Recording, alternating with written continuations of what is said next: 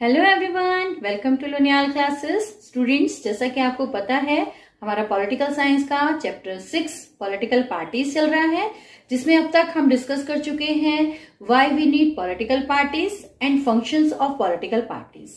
आज के इस वीडियो में हम डिस्कस करेंगे नेसेसिटी ऑफ पॉलिटिकल पार्टीज। आपको इस चैप्टर के एमसीक्यू का लिंक नीचे डिस्क्रिप्शन बॉक्स में मिल जाएगा। तो चलिए स्टार्ट करते हैं आज का वीडियो। आज के इस वीडियो में हम ये देखेंगे कि पॉलिटिकल पार्टी की नेसेसिटी क्यों है। क्या विदाउट पॉलिटिकल पार्टी एक डेमोक्रेसी नहीं चल सकती? आपके एग्जाम में इस क्वेश्चन से रिलेटेड 2 टाइप के क्वेश्चन आते हैं। पहला क्वेश्चन आता है right the necessity of political parties, और जो सेकंड क्वेश्चन आता है वह आता है why modern democracy can not exist without political parties. अक्सर बच्चे इन क्वेश्चन के आंसर में फंक्शंस ऑफ पॉलिटिकल पार्टीज लिखकर आते हैं, लेकिन आपको इस क्वेश्चन के आंसर में ये सब कुछ लिखना है। इन सेंटेंसेस के आप स्क्रीनशॉट ले लीजिएगा। नेसेसिटी ऑफ पॉलिटिकल पार्टी को समझने के लिए हम इमेजिन करते हैं एक ऐसी सोसाइटी जहां पर पॉलिटिकल पार्टी है ही नहीं। तो सोचिए कि जहां पर पॉलिटिकल पार्टी नहीं है वहां पर डेमोक्रेसी कैसे चलेगी। तो इसको इमेजिन करते हैं। तो इस तरीके की डेमोक्रेसी में इलेक्शन तो होंगे और इलेक्शन में कैंडिडेट भी खड़े होंगे, लेकिन यह कैंडिडेट किसी एक ग्रुप को बिलोंग नहीं करते होंगे, बल्कि यह कैंडिडेट इंडिपेंडेंट होंगे। और यह कैंडिडेट इलेक्शन लड़ने के बाद जीत भी जाएंगे और जीतने के बाद यह लोग गवर्नमेंट भी बना देंगे, क्योंकि नंबर्स तो पूरे हो जाएंगे। मान लीजिए किसी गवर्नमेंट को बनाने के लिए 270 जीते हुए कैंडिडेट चाहिए, तो एवरी एरिया से एक एक कैंडिडेट भी अगर जीतना है तो 270 का नंबर तो पूरा हो जाएगा।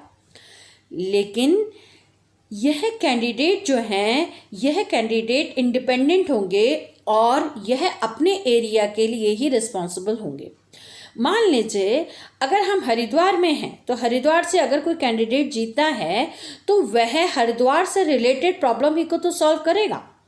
अब हरिद्वार के आसपास रुड़की है या देहरादून है तो उनकी प्रॉब्लम को ये सॉल्व नहीं करेगा, क्योंकि वह कैंडिडेट अपने ही एरिया की प्रॉब्लम्स के लिए रिस्पॉन्सिबल है। वह उन प्रॉब्लम का ही सॉल्यूशन निकालेगा। और अगर मान लेते हैं कि पूरे उत्तराखंड के लिए कोई पॉलिसी बनानी है, फॉर एग्जाम्पल सीबीएसई बोर्ड ने क्लास 10th का एग्ज़ाम जो है वो कैंसिल कर दिया, लेकिन उत्तराखंड बोर्ड ने अभी अपने इस 10th के एग्ज़ाम को कैंसिल नहीं करा। अब ये डिसीजन कौन लेगा?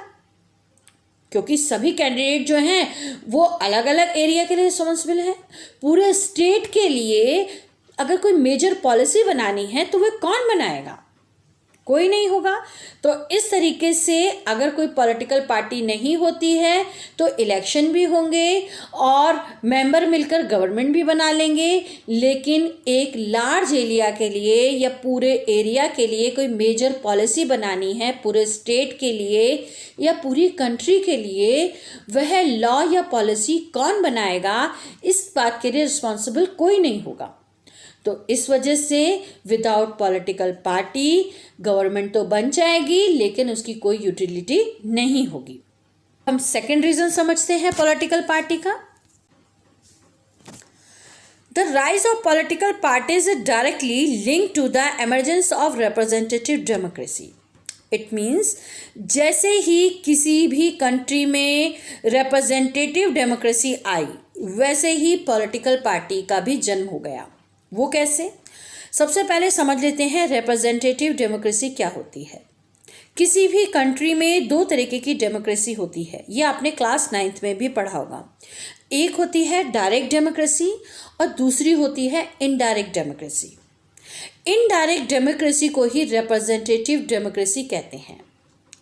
अगर किसी देश में लॉ मेकिंग के लिए या डिसीजन के लिए उस देश के सभी कॉमन पीपल डायरेक्टली पार्टिसिपेट करते हैं, अपना डिसीजन बताते हैं, अपने व्यूज़ बताते हैं और कोई लॉ बनता है, तो इस तरीके से जो डेमोक्रेसी होती है उसे डायरेक्ट डेमोक्रेसी कहते हैं।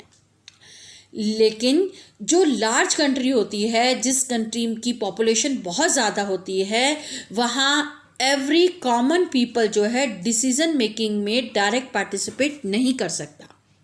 उस कंडीशन में क्या होता है, उस कंडीशन में हमारे जैसे कॉमन पीपल अपना एक रिप्रेजेंटेटिव चूज करते हैं और इलेक्शन में उसे वोट देकर हम जिताते हैं और वह पर्सन जो है वह जाके कैबिनेट में बैठता है। कैबिनेट में जाकर वो हमारी तरफ से डिसीजन लेता है। तो इस कंडीशन में हमने डायरेक्ट तो लॉ मेकिंग प्रोसेस में पार्टिसिपेट नहीं किया, लेकिन हमारे रिप्रेजेंटेटिव ने, जिसे हमने कैबिनेट में भेजा था, वह हमारी तरफ से बात करेगा और हमारी तरफ से डिसीजन लेगा और लॉ मेकिंग प्रोसेस में पार्टिसिपेशन करेगा। तो इस तरीके की डेमोक्रेसी को बोलते हैं रिप्रेजेंटेटिव डेमोक्रेसी, जिसमें पीपल जो हैं अपने रिप्रेजेंटेटिव्स के थ्रू डिसीजन लेते हैं। तो इस कंडीशन में क्या होगा कि यही जो लोग हैं, जो हमारे रिप्रेजेंटेटिव जिसे हमने चूज किया था, यह लोग अपना एक ग्रुप बना लेते हैं और इन्हीं रिप्रेजेंटेटिव के ग्रुप को बोलते हैं पॉलिटिकल पार्टी। तो इस तरह से हम कह सकते हैं कि जब कोई कंट्री में रिप्रेजेंटेटिव डेमोक्रेसी होती है तो वहाँ पर ऑटोमेटिकली ही पॉलिटिकल पार्टी का जन्म भी हो जाता है। तो इसलिए रिप्रेजेंटेटिव डेमोक्रेसी और पॉलिटिकल पार्टी आपस में लिंक्ड हैं।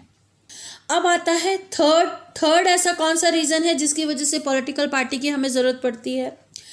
जैसा कि हम अपने चारों तरफ देखते हैं कि हम एक कॉम्प्लेक्स सोसाइटी में रहते हैं। कॉम्प्लिकेटेड का मतलब कि हम अपने चारों तरफ जो सोसाइटी देखते हैं उसमें डिफरेंट टाइप के लोग रहते हैं। उनका रिलीजन चेंज है, उनकी कास्ट डिफरेंट है, उनका कल्चर अलग है, उनका फाइनेंशियल स्टेटस अलग है। इसी वजह से इतने टाइप के लोगों की प्रॉब्लम्स भी डिफरेंट होती हैं। तो क्या होता है, इस तरीके की कॉम्प्लेक्स सोसाइटी में हमें कुछ ऐसे लोगों की ज़रूरत पड़ती है जिन्हें हम अपनी प्रॉब्लम बता सकें और वह लोग जो हैं हमारी उन प्रॉब्लम्स को गवर्नमेंट तक पहुंचा सके। तो पॉलिटिकल पार्टी के जो एक्टिव मेंबर होते हैं वह यही करते हैं, सोसाइटी के लोगों की डिफरेंट प्रॉब्लम्स को सुनते हैं और गवर्नमेंट को इसके बारे में इन्फॉर्म करते हैं। तो इस वजह से हमें पॉलिटिकल पार्टी की ज़रूरत होती है कि वह हमारी प्रॉब्लम्स को सुन सके और गवर्नमेंट को हमारी इन प्रॉब्लम्स के बारे में इन्फॉर्म कर सके। अब थर्ड रीज़न जो है वो पॉलिटिकल पार्टी की नेसेसिटी का है, वह यह है political parties inform the people about the working of the ruling party. अब जो कॉमन पीपल की प्रॉब्लम्स को गवर्नमेंट तक पहुंचाने का काम अगर पॉलिटिकल पार्टी करती है, तो दूसरी तरफ पॉलिटिकल पार्टी एक काम और भी करती है। वह यह करती है कि रूलिंग पार्टी जो कुछ भी कर रही है उसके क्या फ़ायदे हैं, क्या नुकसान हैं, क्या एडवांटेज हैं या डिसएडवांटेजेस हैं, उसके बारे में भी हमें पॉलिटिकल पार्टीज ही बताती हैं। आपने देखा होगा कि रूलिंग पार्टी के जो मेंबर होते हैं वह अपनी पार्टी के बारे में तारीफ़ करते रहते हैं कि हमारी पार्टी ने ऐसा किया और वैसा किया, और दूसरी तरफ जो अपोजिशन पार्टी होती है वह रूलिंग पार्टी क्या गलत कर रही है, क्या सही कर रही है, उसके बारे में हमें बताती है।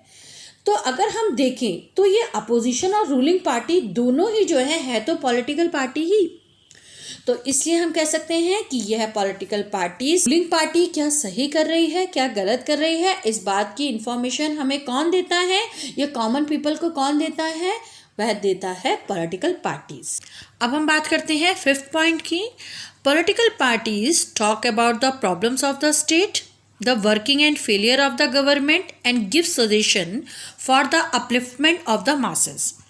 इसके अलावा पॉलिटिकल पार्टीज़ और क्या क्या करती हैं, जैसा कि स्टेट की प्रॉब्लम्स बताती हैं, रूलिंग पार्टी की वर्किंग और फेलियर के बारे में भी बताती हैं। इसके अलावा पॉलिटिकल पार्टीज़ लोगों की अपलिफ्टमेंट के लिए और क्या क्या करना चाहिए, इस बात का सजेशन भी पॉलिटिकल पार्टीज़ ही देती हैं। तो इस तरीके से हम ये कह सकते हैं कि political parties act as a link between government and masses. और इस क्वेश्चन का कंक्लूजन हम करेंगे, 10 political parties are necessary for the democracy. तो ये था हमारा आज का टॉपिक। मुझे उम्मीद है आपको सभी पॉइंट्स अच्छे से समझ में आए होंगे। फिर भी इस टॉपिक से रिलेटेड अगर आपके कोई क्वेश्चंस हैं, कोई क्वेरी है, तो आप मुझे कमेंट बॉक्स में लिखकर पूछ सकते हैं। बने रहिएगा मेरे साथ मेरे नेक्स्ट वीडियो में, जिसमें हम डिस्कस करने जा रहे हैं how many parties should we have. Thank you so much.